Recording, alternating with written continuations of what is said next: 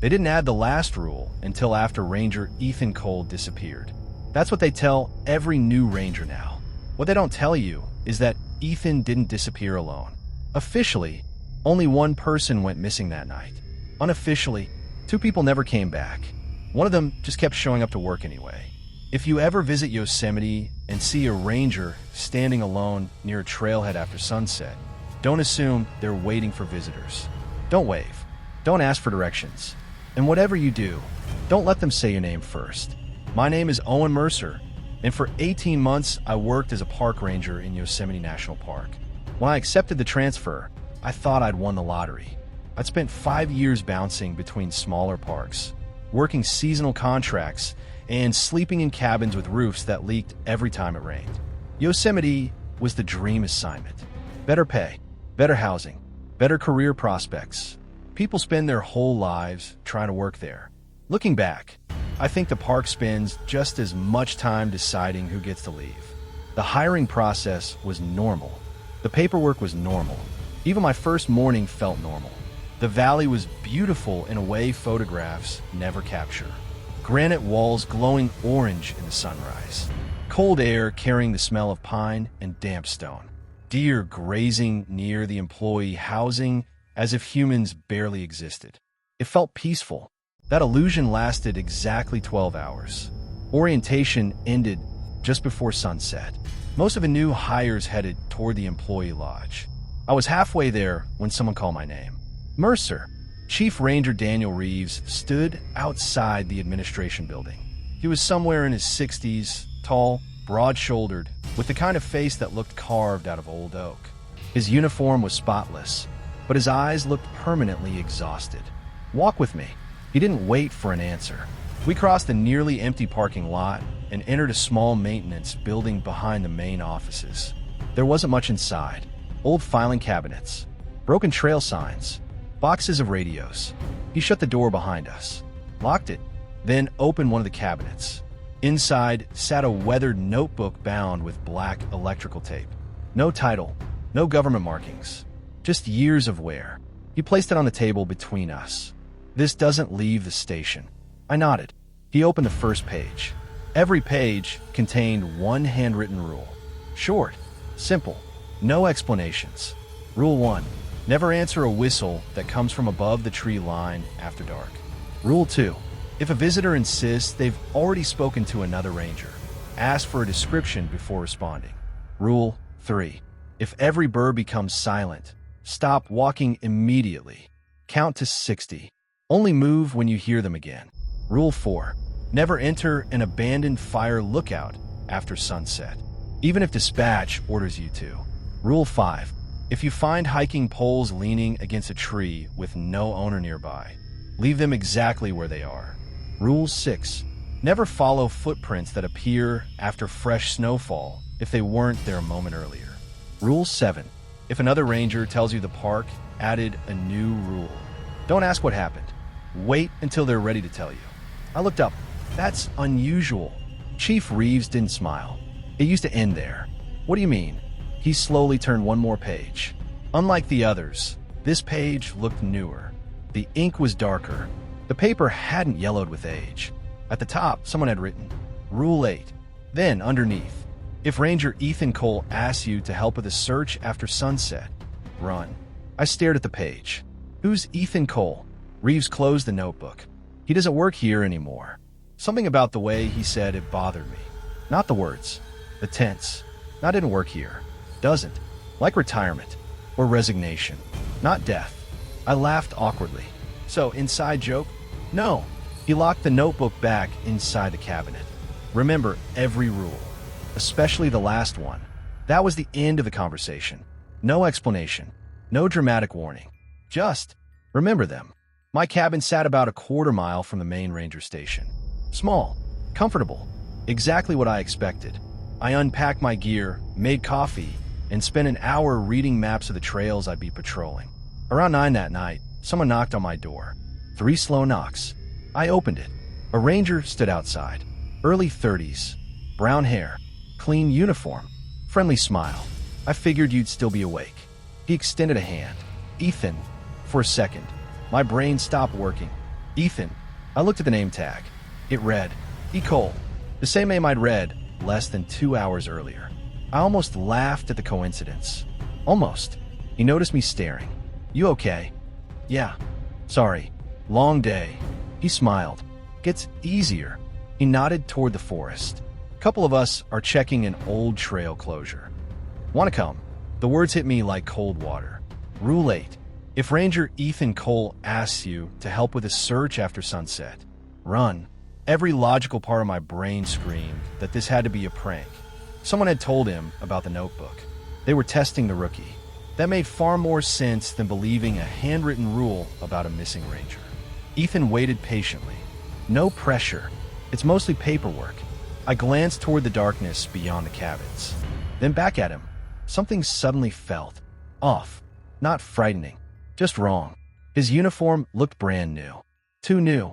The style wasn't quite the same as ours. The shoulder patch was slightly different. Older. Then I noticed something stranger. His flashlight wasn't casting a shadow. I looked down. The porch light behind me threw my shadow across the wooden steps. It threw the cabin's shadow across the grass. But Ethan had none. He followed my gaze. His smile became just a little wider. You coming? Every instinct I had suddenly agreed on one thing. Close the door. Now. I'm exhausted. Maybe tomorrow. For the first time, his smile faded. He looked disappointed. Tomorrow won't work. Why not? Because... He glanced toward the trees. They only let me ask once. My blood turned to ice. Before I could respond, a voice shouted from somewhere behind him. Owen, Chief Reeves, standing nearly 50 yards away. He didn't sound angry. He sounded terrified. Get inside. Ethan didn't turn around. He simply sighed. I really hope. You hadn't met him yet. Then he stepped backward. 1 step, 2, 3, and disappeared into the darkness between the pines. Not walked away. Not ran. Just vanished. Chief Reeves reached my porch less than 10 seconds later. He looked past me into the cabin. Did he come inside? No. Did you touch him? No. Did he say your name? I nodded slowly. He introduced himself. Reeves closed his eyes. For several long seconds, he didn't speak. Finally, he looked directly at me. His voice had become almost a whisper. Then tomorrow is going to be much harder than I hoped. I barely slept. Every time I drifted off, I heard those 3 slow knocks again. Not in my dreams. In the silence between them. By sunrise, I convinced myself exhaustion had amplified a harmless prank. There had to be a rational explanation. Someone had used an old uniform. The missing ranger story was employee folklore. It all fit. At least, it did until I walked into the station the next morning. The first thing I saw was a framed memorial wall. Photographs of rangers who had died in the line of duty. Rockfalls, avalanches, vehicle accidents, medical emergencies. There, near the center, was Ethan Cole. The same face, the same smile, the same man who had stood on my porch less than 10 hours earlier. Beneath the photograph were only 2 lines. Ranger Ethan Cole, missing, October 14th, 2017. Not deceased, missing. I stared at the picture so long that another ranger noticed.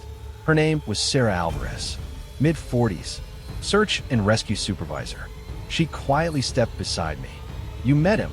It wasn't a question. I slowly nodded. When? Last night. She sighed. Did he invite you somewhere? Yeah. She closed her eyes. Good. You said no. I turned toward her. You've seen him too? She didn't answer. Instead, she walked away. At 8 o'clock sharp, Chief Reeves gathered every on-duty ranger. No morning jokes. No announcements. Just assignments. When he reached my name, he hesitated. Owen, you're with Sarah today. She didn't look happy about it. Neither did he. Our patrol area covered nearly 20 miles of trails on the eastern side of the valley. Tourists, lost hikers, medical calls. Nothing unusual. For almost 6 hours, everything felt normal. Then, just after 2 in the afternoon, dispatch called. Unit 12. Sarah answered. Go ahead. Family reports a missing child. Male, 9 years old. Last seen near Mirror Lake. Search and rescue was routine in Yosemite. Scary, but routine. We reached the command post within 15 minutes. The parents were frantic.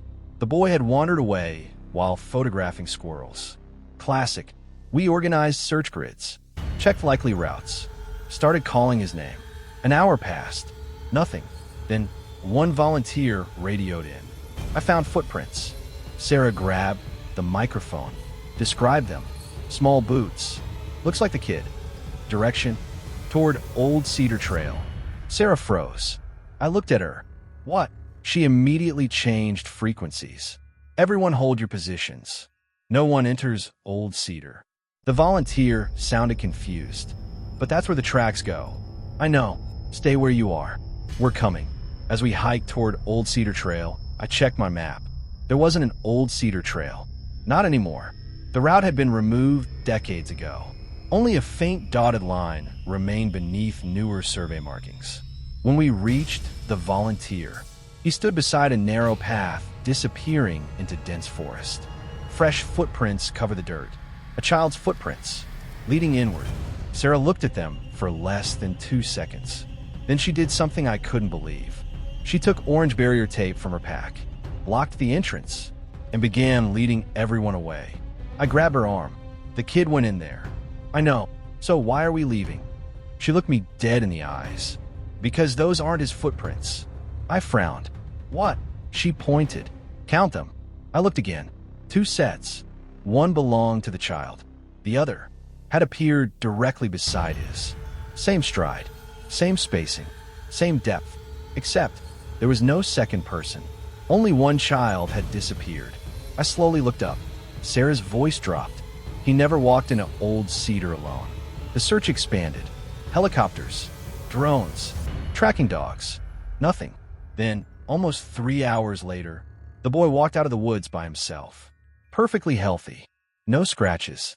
No dehydration. No panic. He looked irritated. His mother collapsed crying. Everyone celebrated. Everyone except Sarah. She knelt beside the boy. What happened? He shrugged. I was following the ranger. My stomach tightened. What ranger? Sarah asked calmly. The tall one. He said you were looking for me. Sarah didn't blink. What color was his badge? The boy frowned. He didn't have one. Nobody else seemed bothered by that answer. To everyone else, it sounded like a child describing events poorly. To Sarah, it was confirmation. She stood. Search over. Everyone packed up. As we walked back toward the trucks, I finally asked, "Why did you ask about the badge?" She answered without slowing down. Because they never wear one. She didn't respond. That night, the rules changed. Not officially, literally. Chief Reeves called every ranger into the briefing room. The black notebook lay open on the table. He looked exhausted, older than yesterday. We're adding another instruction. Silence filled the room. One of the older rangers quietly muttered, "No." Reeves picked up a pen. In slow, careful handwriting, he added a single sentence beneath Rule 8. If a missing person says they followed a ranger without a badge, close the trail immediately. Nobody questioned it. Nobody even looked surprised. As if this wasn't the first time the notebook had grown. I couldn't stay quiet. Who writes these? Reeves stared at the fresh ink, then answered, "We don't." A cold silence settled over the room. What do you mean? He slowly closed the notebook. The new rules are already there when we come back. No one laughed. No one challenged him. Because every ranger in that room had seen it happen before. And judging by the expressions on their faces, none of them knew who was writing them either. Just then, every radio on the table crackled at the exact same time. Static, then a calm male voice. Search complete. No dispatcher call sign. No unit number. Just those 2 words. Then, good work, Ethan. The entire room went still. Sarah slowly looked toward Chief Reeves. His face had gone completely white. Because Ethan Cole had been missing, for almost 7 years, nobody touched the radios. Nobody even breathed. The transmission ended with another burst of static. Then every radio displayed the same timestamp, 10:14 p.m. I checked my watch. It was only 8:37. Every clock in the station still read 8:37. Only the radios showed 10:14. Sarah quietly walked across the room and removed the batteries from every unit. One by one. No one stopped her. Chief Reeves looked toward me. You want to know why we never tell visitors about the rules? I nodded. He answered with a sentence that made my stomach tighten. Because every time someone outside the park learns all of them, the notebook gets longer. The meeting ended early. Nobody went home. Nobody ever went home after a false radio transmission. Instead, everyone stayed inside the station. Doors locked, blinds closed. Outside, Yosemite looked perfectly peaceful. Moonlight covered the valley. The waterfalls glowed silver. If I hadn't been inside that room, I would have believed it was one of the safest places on Earth. Around 11, Sarah handed me a thick manila folder. No one gets this until after they meet Ethan. Inside were copies of missing person reports. Not tourists, rangers. 32 of them. Every report shared the same final line. Last seen responding to another ranger after sunset.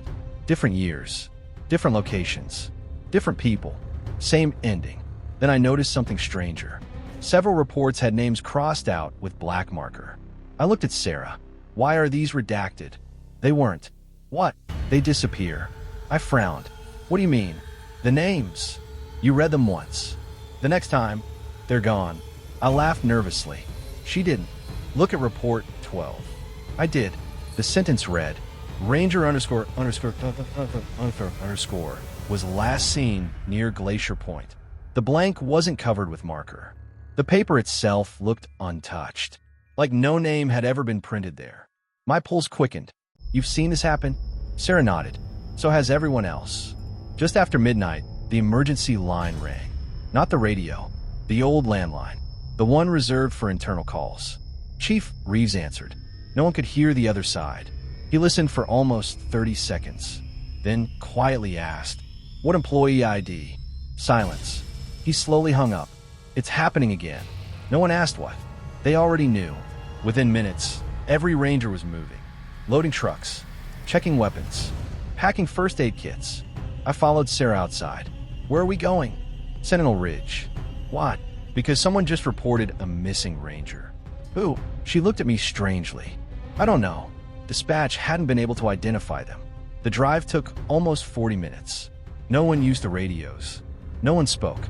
When we reached Sentinel Ridge, 3 patrol vehicles were already there. All empty. Engines still warm. Flashlights lying on the ground exactly where they'd been dropped. But no rangers. No footprints. Nothing. Chief Reeves walked slowly between the vehicles, then stopped beside one truck. Its driver's door remained open. Inside sat a clipboard. The patrol log contained only one handwritten sentence. He finally remembered our names. Sarah whispered, We're too late. I looked around. What exactly are we looking for? She didn't answer. Instead, she pointed toward the tree line.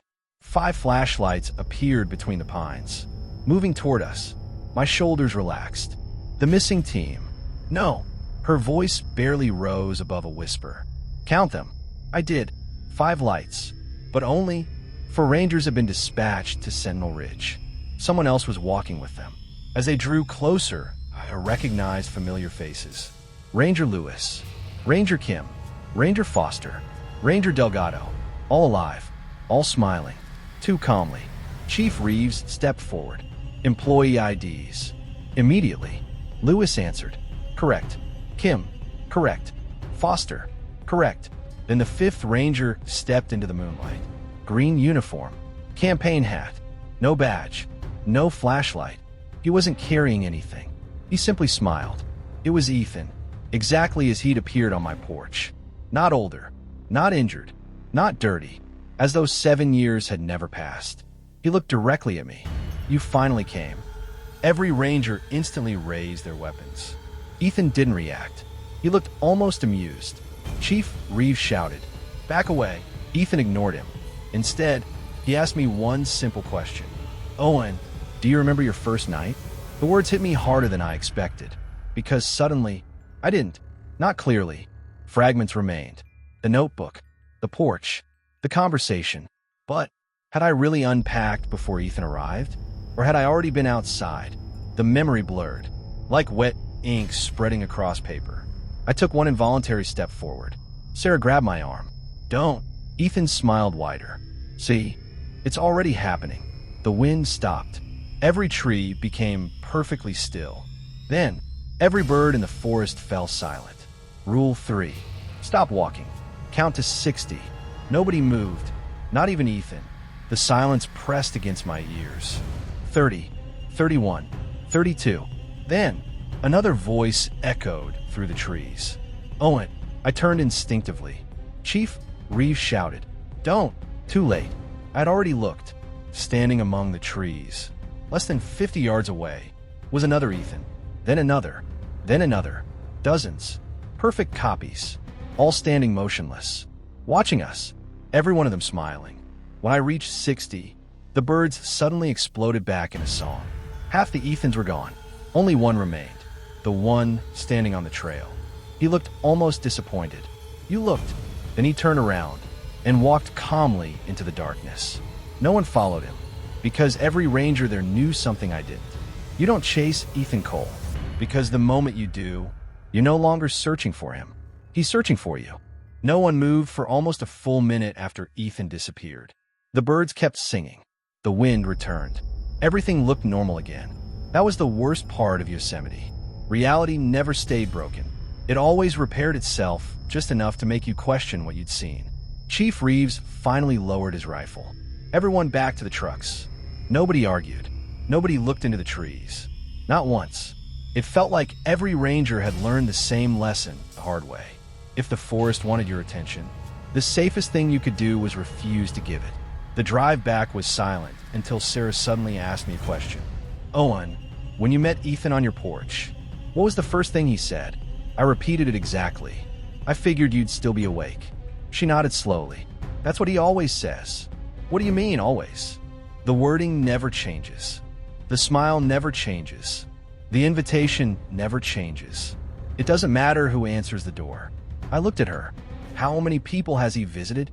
She stared out the window. We stopped counting. When we reached the station, Chief Reeves was already waiting with a black notebook. He didn't open it immediately.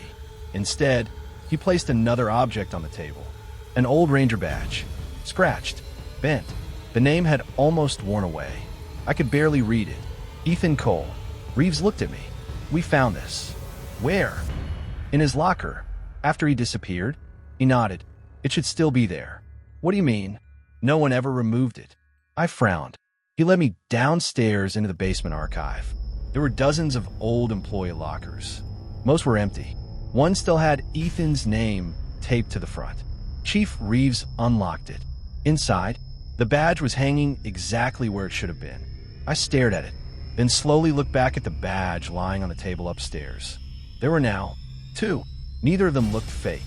Same scratches, same bent corner, same serial number. Identical.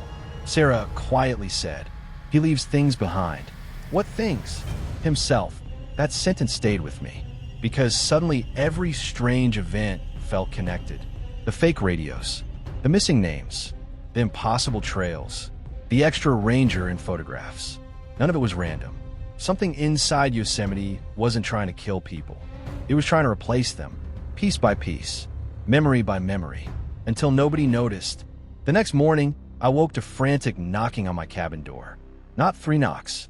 Dozens. Rapid. Panicked. I opened it. Sarah stood outside, breathing hard. You weren't answering. I was asleep. She frowned. No, I've been calling your radio for 20 minutes. My radio's off. She looked confused. It answered. Every hair on my neck stood up. We rushed to the station.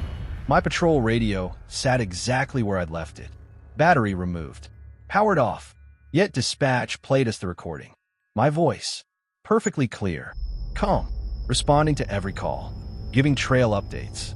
Checking in from locations I'd never visited. The recording ended with one sentence. I'm bringing another ranger back with me. Silence filled the room. I whispered, that wasn't me. No, Reeves said quietly. It wasn't. Then dispatch called again. This time the voice was real. Shaking. Urgent. We got tourists reporting 2 Rangers Mercer. My heart stopped. What? They're seeing both of you. At the same time. One near Yosemite Falls. One near Glacier Point. More reports flooded in. Different locations. Different witnesses. Same description. Same uniform. Same face. Only, I had never left the station. Chief Reeves looked at me with genuine sadness. It starts with voices, then photographs, then sightings. And after that, he didn't answer immediately. Finally, he said, after that, people stop remembering which one came first. By sunset, the decision had already been made. I wasn't allowed back into the field. My badge was taken, my keys, my firearm, everything. I wasn't under arrest.